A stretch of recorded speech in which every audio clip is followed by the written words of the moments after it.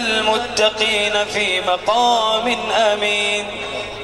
إن المتقين في مقام أمين في جنات وعيون يلبسون من سندس واستبرق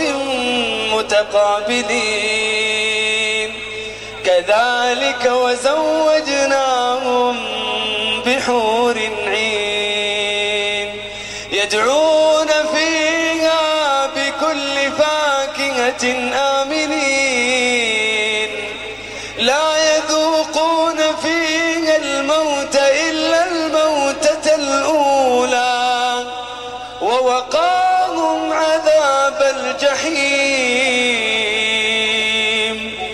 فضلا من ربك ذلك هو الفوز العظيم.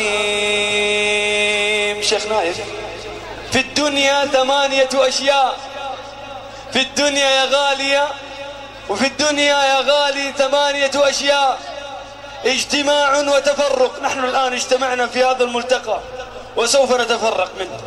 اجتماع وتفرق، سعادة وأنس وفرح وكدر ونكد وضيق ومرض وسوء